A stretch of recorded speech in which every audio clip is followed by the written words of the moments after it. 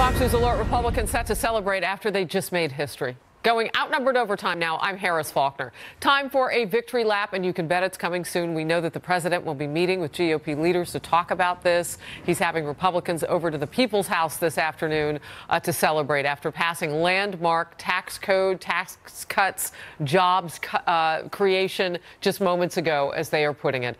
Handing President Trump his first big legislative win and fulfilling a key campaign promise.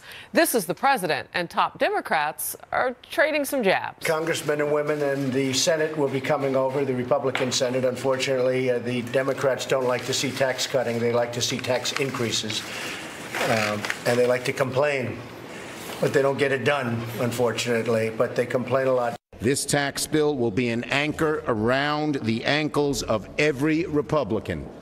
If they haven't learned it yet, they're going to learn it next November. Republicans will rue the day they pass this bill, and the American people will never let them forget it. Senator John Thune chairs the Senate GOP conference, and we are glad to see him today. So I know the celebration is coming a little bit later, but I want to kind of back things up and find out how you got here. Certain people said it couldn't be done. You did it in record time. How did you do it?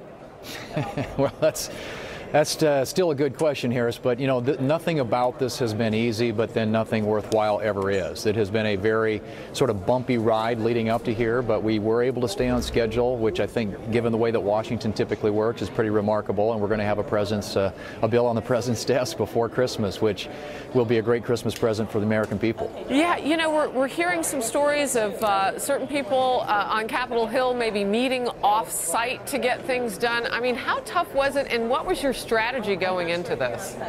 Well, I think at least in the Senate side, you know, it's very, very hard because with a narrow majority, every senator is a king or a queen and has a tremendous amount of leverage. And so we had to have a lot of meetings, small groups where everybody was able to participate, be engaged, have their voices heard in the process.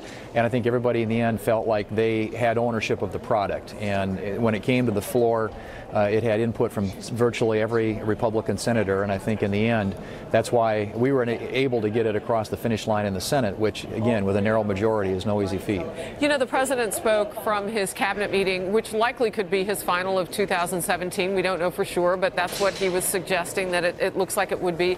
And he was talking about this very differently, and so now I've kind of widened it out. I'm not just calling it tax reform.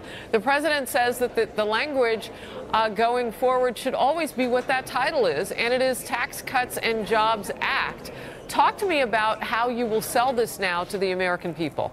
Well, as you know, Harris, when we went into this, and the president went into this, the president was very clear from the beginning, and multiple meetings we had with him in the White House, that he wanted this to be about delivering meaningful tax relief to middle-income families. This bill does that. It also unleashes business in this country with lower rates and faster cost recovery to get the economy expanding and growing at a faster rate. When you get an expanding economy, you create those better-paying jobs, you get those wages back up. You know, the American people haven't had a pay increase in nearly a decade, and so it's long overdue for them to have more money in their pockets. And what this does is means their paychecks are going to be up, their taxes are going to be down. There is a very, I think, different view among the Democrats. The Democrats here in the Congress did not participate. They voted against this from the very beginning, and I think the reason for that is that they have a different view of the world, a view in which you send your money to Washington and Washington spends it for you. We want the American people to spend their own money. We will see it. Today is just the passage celebration, if you will. We'll see it go in for the president to sign in a few days. I understand that takes a little bit of time. But can you walk us through what's coming next? Because the big question that Americans have now is, when will they feel it? Right. I think the answer to that, Harris, is the president will sign this sometime in the next week or 10 days. And then, of course, once it's enacted, then the agencies have to begin the work of getting the computers changed, and so the payroll deductions change and all that. But I think the American people who will get tax cuts will start to see that in their paychecks early next year, maybe not in January, but February, March timeframe, when all the paperwork gets done. But that's where I think people are going to start realizing these things that the Republicans said really are true. We are seeing bigger paychecks. We are seeing tax cuts for for our families, and we're benefiting from the doubling of the standard deduction, the doubling of the child tax credit, and the lower rates that are included in this bill. So we think those benefits are going to start to be realized early next year. But, you know, as is always the case around here, it takes a little while to get the machinery up and working to make these changes. But these are changes that are good for this country. This really should be a very exciting day and a win-win for the American people. You know, speaking of that excitement, how do you now take this momentum into what will certainly be a battle over spending and the government and keeping the doors open? And that has to roll out, if not by the end of this week, then certainly in a couple of weeks in January. Right. I think that, too, is the next major battle. And, of course, you don't get very long around here to enjoy, you know, something when you get an accomplishment like this, although this is an accomplishment. Yeah, I know. Hopefully we'll be able to, the American people are going to benefit for a long time, but we've got to shift our focus now to the other challenges that we have in front of us. And that's already underway. There are meetings going on even now to talk about the end game and how we conclude the budget process for this year and deal with the other weighty issues that we'll have to deal with next year. I think the president's very interested next year in doing something on infrastructure. You know, there's a lot of talk around here, interest in doing entitlement reform to make our entitlement programs more sustainable. There's a big agenda ahead of us, and we're going to have to turn around January 1 and get after it. Yeah, entitlements, that's always been very, very tough. Nobody wants to talk about welfare reform and all of that. But we know for Republicans that was part of the platform. That was some of what the president talked about, too, on the trail. You know, I thought it was interesting in his cabinet meeting today, he was enumerating those things that are important, some of what you're saying, but he spent a minute or so on the wall and immigration. What will we wake up to in 2018 that will be different that Republicans are pushing for?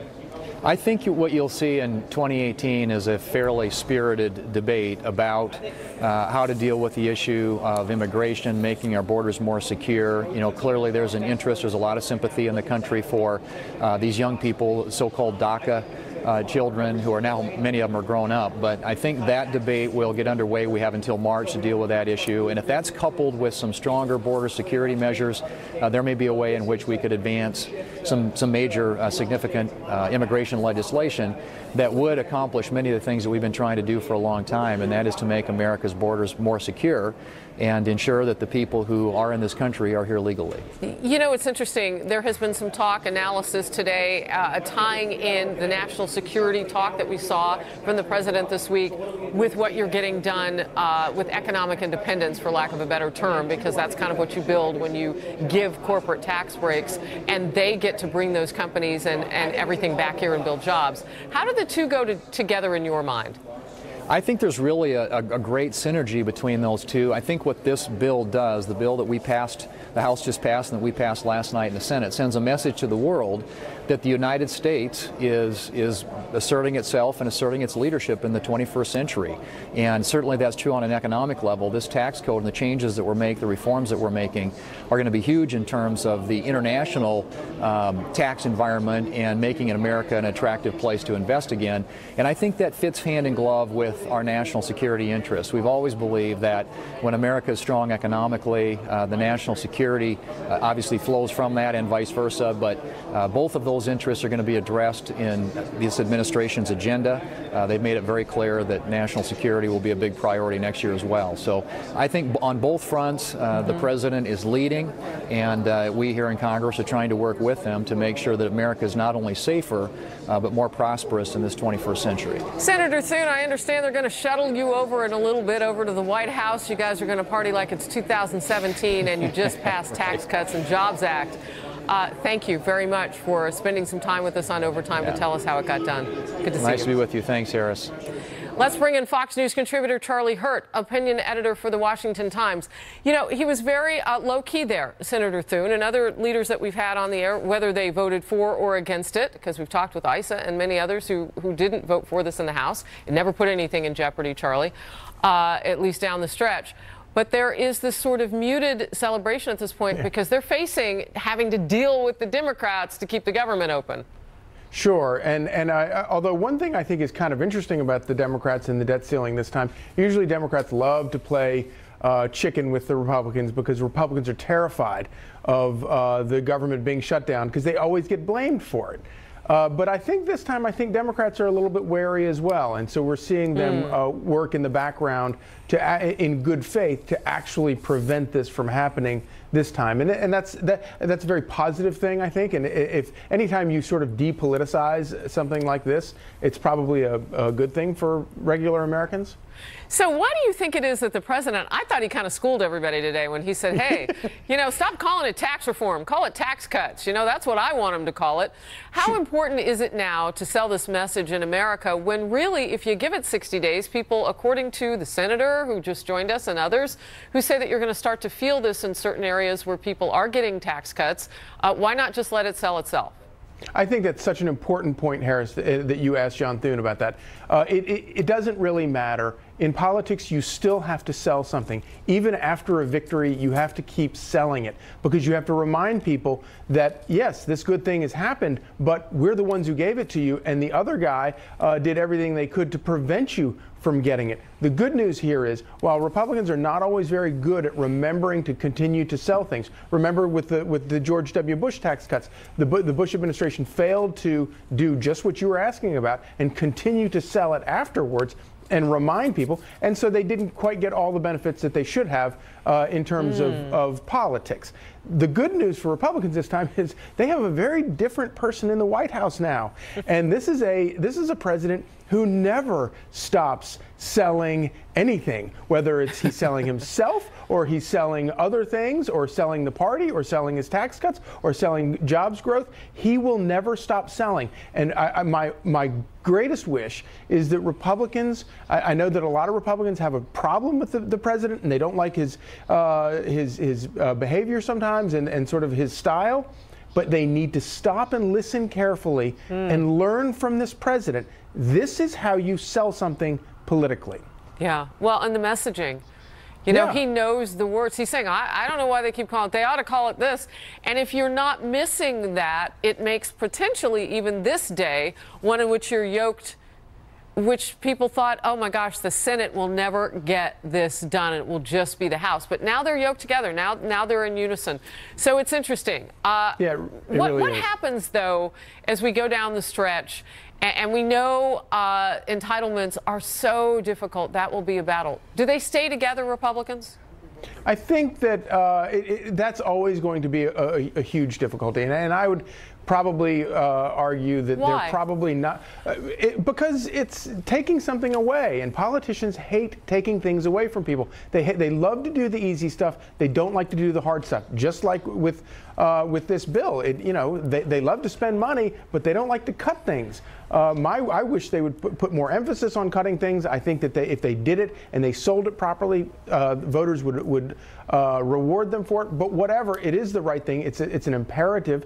Our children and our grandchildren will pay the price for this profligate spending that has been going on. And both parties are to blame. Democrats are worse, but both parties are to blame. But I do think that if let's say that after the next elections, you say the economy takes off the way the proponents of this tax bill expect it to.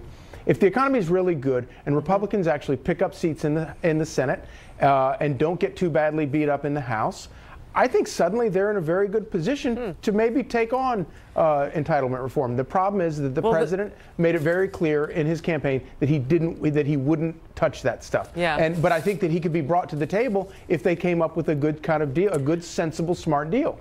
I just want to point out, the president says, the individual mandate is being repealed, which means Obamacare is being repealed. Again, handing them a talking point as they go forward.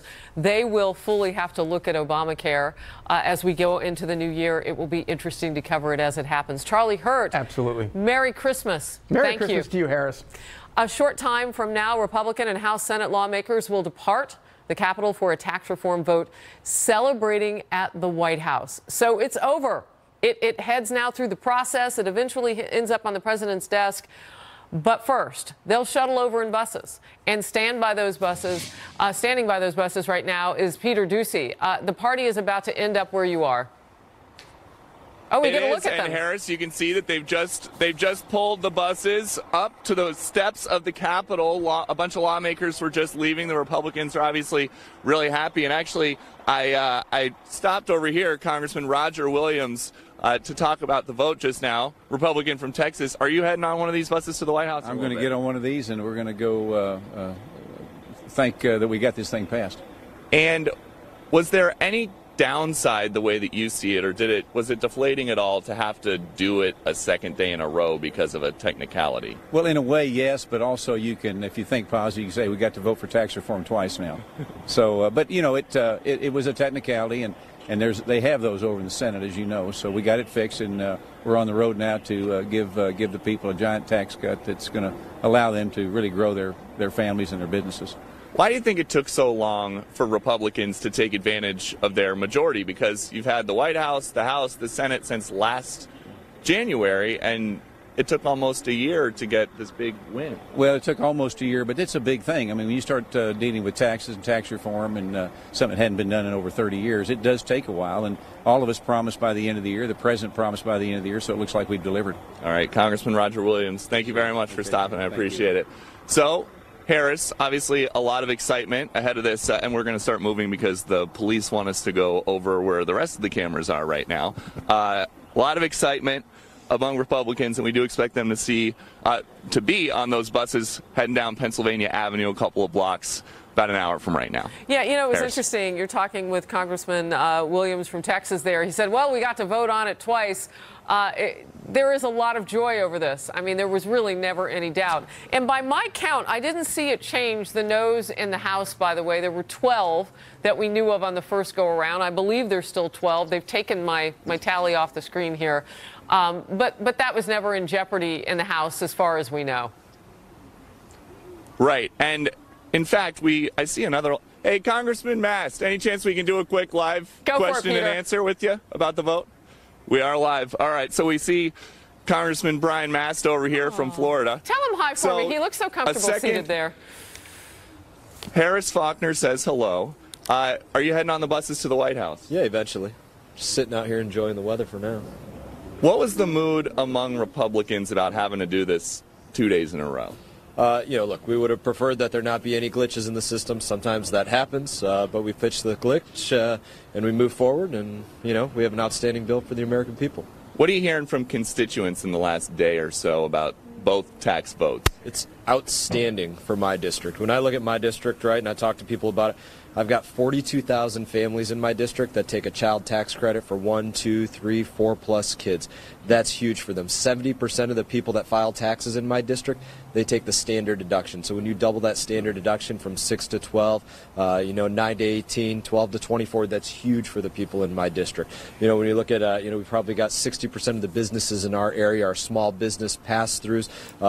This is big for them. Having that first 70,000, 75,000 only taxed at 9%, that's great for these businesses, these small businesses in my community. So it's really, really well received. People are happy about it. Took a good part of a year to finally see Republicans take advantage of having the White House and the House and the Senate. What's next? Well, we're going to be working on infrastructure. That's going to be one of the biggest things. I sit on the Committee of Transportation and Infrastructure, so I'm looking very much forward to that one. And, we'll keep plugging along, working on the deregulation front, making sure that this is a friendly place to go out there and do business, that it's the friendliest place. What we did with taxes was very, very big for that, making sure that we can have a competitive code compared to those other countries that are trying to pull our businesses away and over to their shores, and that's a lot more of it. All right. Sorry to just come over to the bench with a live camera, but thank you very much for your time today, Congressman. Stand up for a few minutes, Hey, Peter, before you let him go. Circulating. It's a little bit chilly out here. All right. Well, have fun at the White House, Congressman. I don't know if you can hear me well. You're walking away. I was going to get in a quick question with him before you walk away. He mentioned those 42. Of course. Yeah. No, Harris has a question for you, Congressman. 42,000. Harris, what is your question? I can relay. Well, those 42,000 families. We've been hearing how many talks they had and how many breakouts of meetings they had. Did this lawmaker get a chance to speak to the issue, and was there much of a fight over whether or not they were going to raise that child credit? That's a long question. In the House? We know what was happening on the Senate side. Was there much discussion about the child tax credit, and are you hearing a lot about that from your constituents? It's something that I speak to my constituents about telling them just how important this is. When you bring that from $1,000 up to $2,000, that's a really big thing for those families. You take a family that maybe they're in my area. We got a lot of people that work on pools. A lot of people that go out there in the landscaping business. Maybe they're a pass-through business making somewhere around $100,000 with 2 kids in school. So you look at what that pass-through deduction does. Having it only taxed at 9% for the first $75,000, and then a child tax credit for 2 kids going up to $2,000 for each child. That is big. That's a big win for these families in my district, and they're happy about it. All right. Harris, any more questions? No, that's it. Tell them thanks. Harris says thank you. All right. Yeah. Thanks again, All right. Congressman. All right, Peter. So thank you. Merry Christmas to you, too. Merry Christmas, Peter. I know you're grabbing people as they get on the buses to shuttle over to the White House for the big celebration. We may come back as the action cooks up there, and lawmakers want to talk about the victory that they had among the GOP on the Hill with Tax Cuts and Jobs Act. Peter, thank you. Harris. So this is a huge day, as you know. This affects millions of Americans, working Americans. You heard the president today as he was meeting with his cabinet, potentially for the last meeting of the year with them, talking about farmers and small businesses and the engine drivers that they are in terms of hiring so many people across the country, and what certain elements of this tax bill really mean to them. So breaking it out maybe in some fresh and new ways, it will head to his desk, and we will head right back with you live after this. Breaking news as the nation sees a new Tax Cuts Jobs Act voted yes by the House for a second time and yes by the Senate. So now it heads to the president's desk. A big day. Let's bring in the power panel. Katie Pavlich, back from Outnumbered. She's editor of townhall.com. Zach McCannis is a former advisor for the Democratic National Committee. Great to see you both. So, Katie, there we were. We were waiting for the House to finish its debate, and we asked, why are they debating? They did this already yesterday, but they went through that procedure and then they voted. And then we had Senator Thune on that was they're kind of subdued a little bit because they know they have a fight ahead of them with the spending bill. But today. Well, this is a big deal. It's a historic day for the president, for the American people. It's astonishing to me that every single Democrat voted against the middle class when they claim to be representing the middle class. Why they would decide to do that simply to oppose President Trump's agenda, I'm not sure, but it's a cherry on top to a year full of accomplishments for the White House. Your head's going to shake off if you keep shaking your head at Katie.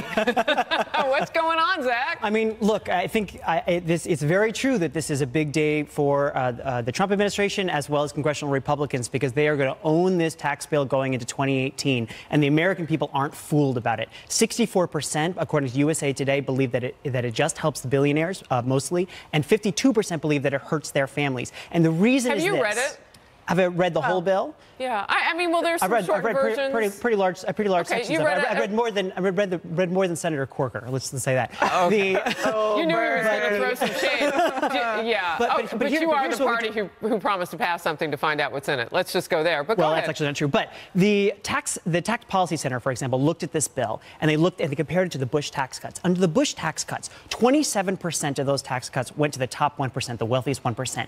In this tax bill, 83% of the tax cuts go to the top 1%, to the wealthiest 1%. That's actually not true. The 80% of the middle class is going to get a tax cut. The Washington Post has a tax cut calculator. You can put in how much you make. You can put in your deductions, and it will tell you exactly how much money you're going to keep. That doesn't contradict what I said. What you're saying is that everybody's getting a tax cut, and that's technically true. People are going to get a very, very, very tiny tax cut that expires. $2,000 to a family making $45,000 a year is not a tiny, tiny tax cut. We're talking about a tiny tax cut that expires compared to corporations that are going to see their rates drop by 40% permanently. That's $1.4 trillion going to corporations, while middle class taxpayers get a teeny tiny throwaway that expires. This is my question for the left, though, on this. It's like you can't do a solid in terms of jobs and allow the corporate tax rate to come down so they can bring jobs back to America, back to the middle class, while at the same time giving a tax break to hardworking middle class families. It's like, as long as corporations are getting any kind of break, you guys are not forgiving the middle class. I'm going to jump back in here. I'm sorry, but Zach, let me jump back in because I want to say this. Republicans now are being tasked to go out and sell this. And they're not just going to be talking with Republicans. So, Katie, while I hear what you're saying, the points that Zach is making, or some of the areas that the GOP is going to be hit with? And what are the responses? Well, it's one of those situations where we will have to wait and see. You know, the Republicans have not done a good job of selling this to the American people. As you said, the number on the polling is not a good one. However, when you go out on the street, you go to these local communities and you ask people, do you want your taxes to go down? Well, who says they no to inevitably say yes. So if their taxes are going down, they're for the bill. The way the questions are asked about what the legislation means for them is different. So when this goes into implementation in February, you're right. Republicans will have to own this. And Democrats are also going to have to own the fact that they voted against people keeping their own money. But people see how they've been schnookered. They see the fact that... How have they been schnookered? Because how what you could have done, your own money because what you could have done is made the tax cuts for the middle class permanent and made the corporate and ones for the corporations temporary. I think that's a fair point. You made the ones for the middle class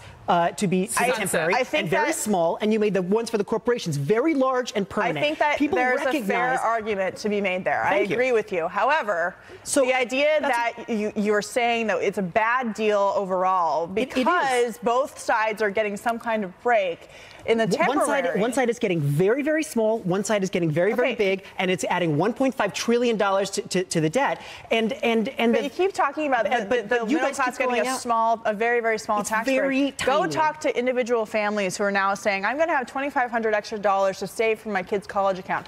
I'm going to have $1,000 extra to get braces or what for the top 1% are getting. Do you want to compare those two numbers? Okay, so let's talk about the corporations. The corporations create jobs for people to work and to bring home paychecks. So this idea that corporations are not going to expand, we've had CEOs say that they're going to making the rate more competitive is not a good idea. The problem is the way that this was done. It is overwhelmingly weighted toward large corporations, toward Wall Street banks, toward the people that the 6,200 lobbyists that helped write this bill. That's 57% of lobbyists in Washington, D.C. had a hand. You guys can go around, but it's my understanding that Democrats had a chance to step into this. Absolutely false. Absolutely false. Why didn't Democrats come out their own bill? I'm going to take the opportunity to ask one. Great. Sit tight. Interesting conversation. Again, the GOP will have some answers on the trail when they get there. And you've got the questions. Congressional Democrats lambasting their Republican colleagues following their major legislative victory of passing sweeping tax reform legislation. You got a little taste of that from Zach McCannis here.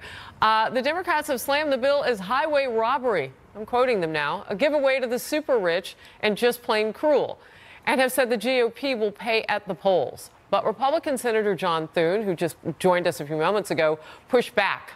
Watch. There is a very, I think, different view among the Democrats. The Democrats here in the Congress did not participate. They voted against this from the very beginning, and I think the reason for that is that they have a different view of the world, a view in which you send your money to Washington and Washington spends it for you. We want the American people to spend their own money. Democratic Senator Chris Van Hollen is a member of the Senate Budget Committee. He joins me now from Capitol Hill, and I don't know if you could hear the fiery discussion that was going on just right here on set.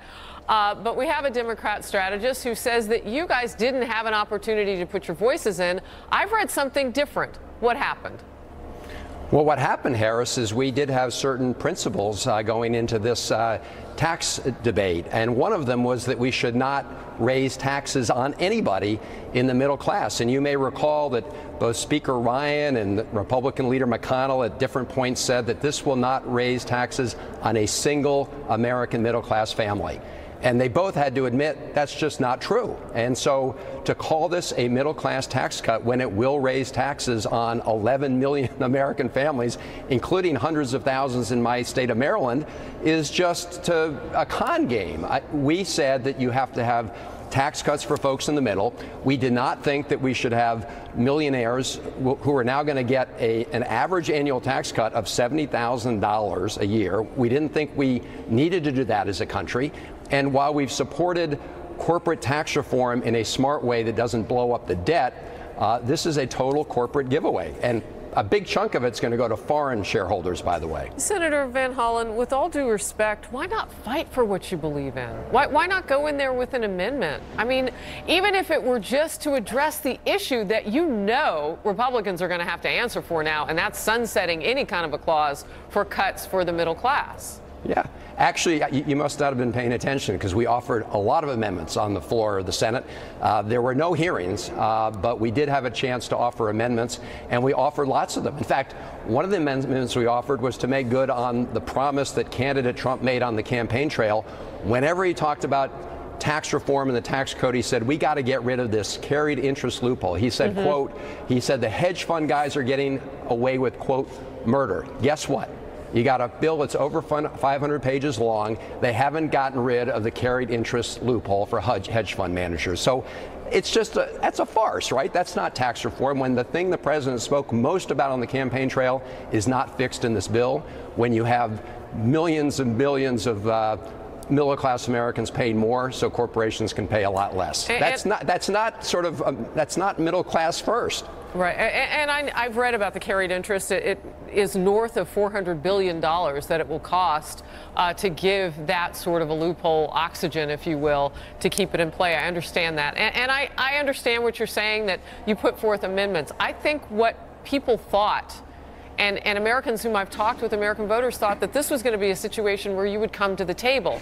So when you see two leadership, Nancy Pelosi and Chuck Schumer, not come to the table at the White House the first time, they went back the second time over a potential government shutdown, the question then looms, did Democrats really fight hard enough? Notwithstanding the amendments that you think I fell asleep on, but that forward motion of were you able to work through to get one thing that you thought needed to be in there?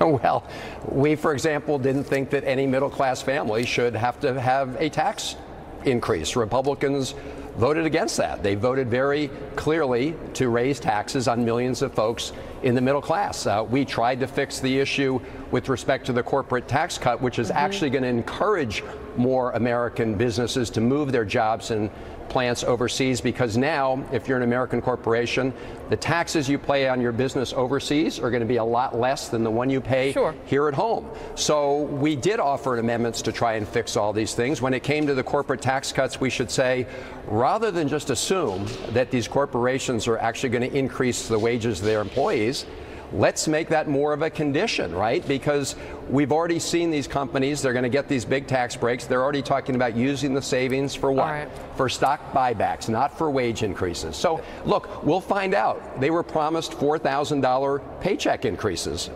I don't think that that's going to happen, but we will see. Then the question becomes, as we've seen with other things, will you at least give a go at whatever does work in all of this? We'll have to see how it plays out in the midterm elections. Senator Chris Van Hollen from the great state of Maryland, thank you for joining us today. Good to be with you. Thanks. President Trump is soon going to welcome Republican lawmakers to the White House after the historic tax cuts passage. We'll talk with the White House chief tax writer, who will be attending that celebration next.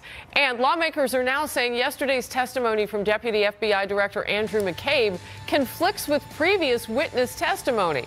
Now they want to issue fresh subpoenas. What this could mean for the Russia investigation and whether it's time for a second special counsel. Stay with us.